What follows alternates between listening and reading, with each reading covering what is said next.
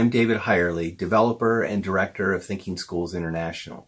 I've had the opportunity over the last 10 years to work in countries as diverse as Malaysia, Ethiopia, Norway, the UK, South Africa, and the US.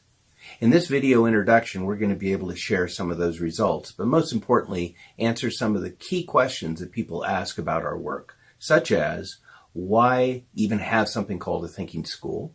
What are the principles behind thinking schools? How do we implement and work with partners in different countries over time? And what are the results from our work? You'll also be able to look at research, the professional books, and the training resources that we have.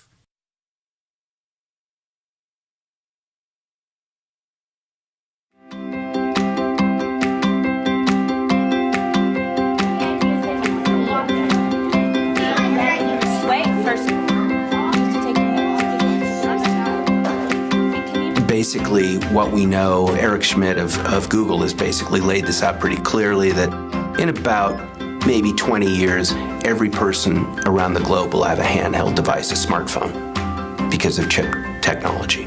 There is an unprecedented wealth of information streaming through the digital devices of 21st century students. This creates a critical need for teaching our students how to filter it, analyze it, and apply it. The question becomes, as we're questioning right now, how do we offer students models for processing that information just on even a fundamental level of, you have this array of information and different directions you can go on the web to access information. How do they filter that through? How do they make sense of it? How do they have a critical stance on it so that they can really analyze whether this website that's delivering this information has any legitimacy at all?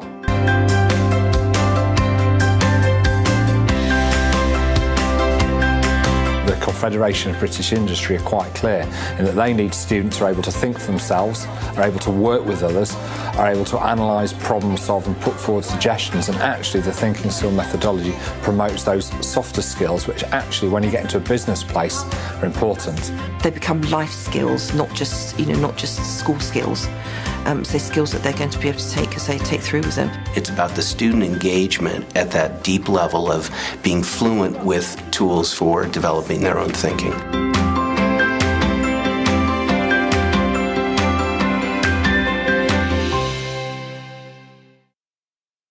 Now that we've been introduced to why thinking schools, let's look more closely at what a thinking school is.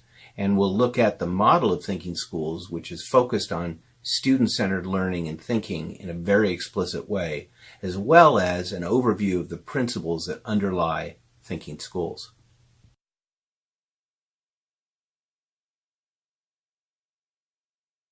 In developing their educational model, the founders of Thinking Schools International address the underlying question: how do we grow schools so that they explicitly support student-centered thinking for learning?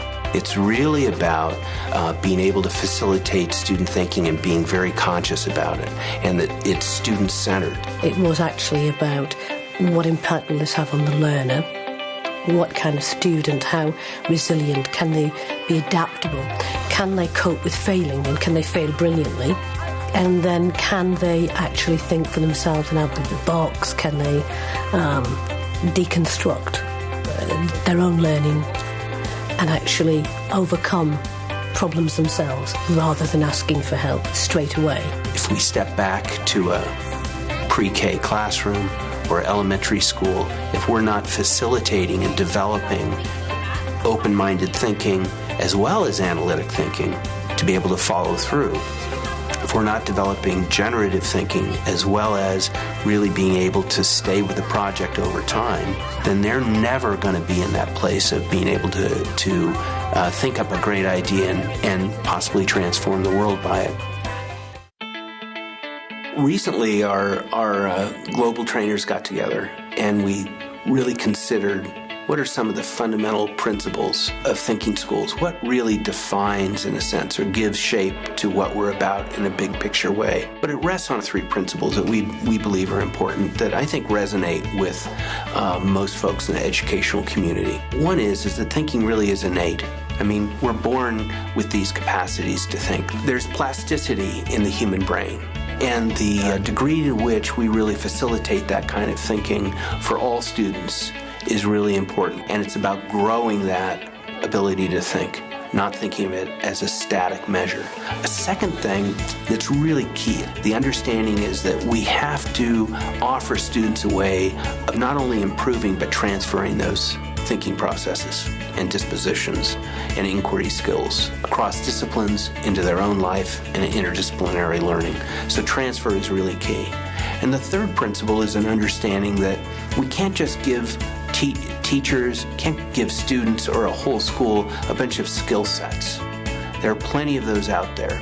And what we really need are practical models that teachers can very easily teach to students and students can learn very easily. And they need to be fundamental, they need to be adaptive, and they need to really be able to be used by all students in the classroom. At Thinking Schools, teachers are intentional about developing students' higher-order thinking abilities, reflective metacognitive dispositions, and processes for inquiry. What we want to do is focus on the thinking development, and this means also dispositions. So one's dispositions around thinking, so habits of mind, inquiry skills, cognitive or thinking skills, those mesh together all the way through, and that can be developed and started at any point. You know, in the Common Core, it's about higher order thinking. PISA internationally, it's about problem solving and higher order thinking. Colleges and universities are saying we have students coming in, they really can't think through problems. We have to sort of almost start over.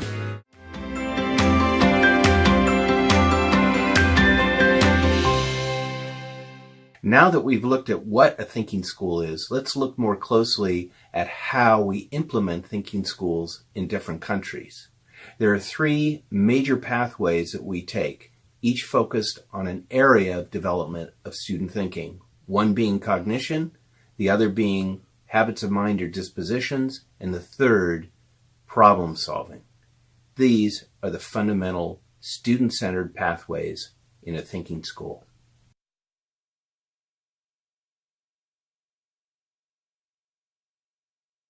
Educators at a thinking school are consciously facilitating students' thinking as well as teaching content knowledge.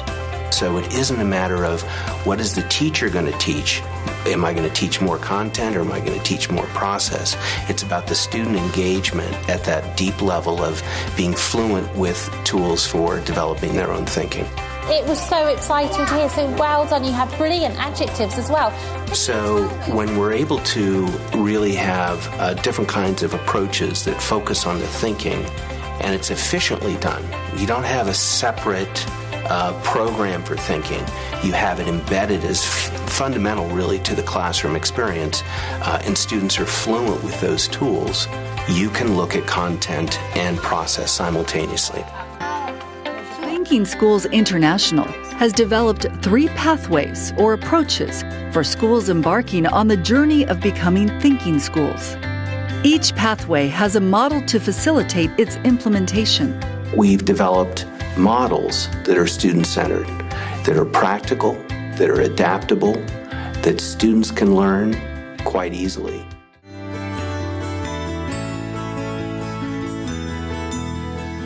The three models that we offer are really the thinking points for developing cognitive skills and thinking skills and critical thinking. The dispositions, the open minds model, and then the inquiry model. Now what's key is that over time, the students start to mesh those together. And so they really have a foundation for learning content, but also maturing as thinkers.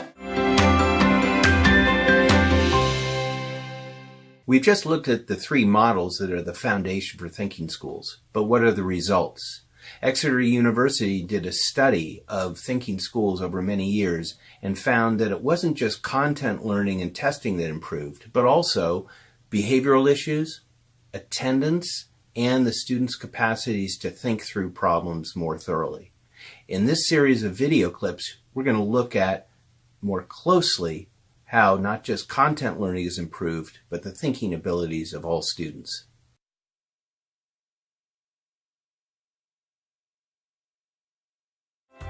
In 2012, Exeter University conducted research through interviews and surveys, exploring thinking schools and the implementation of their thinking models.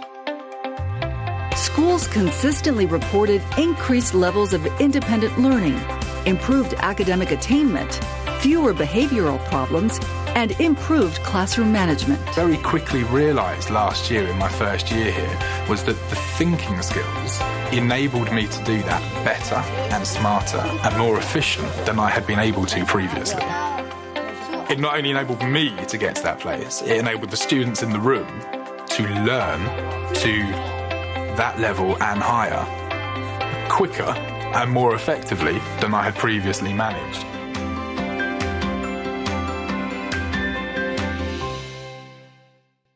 Now that we've had an opportunity to look at why thinking schools, what they are, how we implement thinking schools, and the results, this video tour is coming to a close.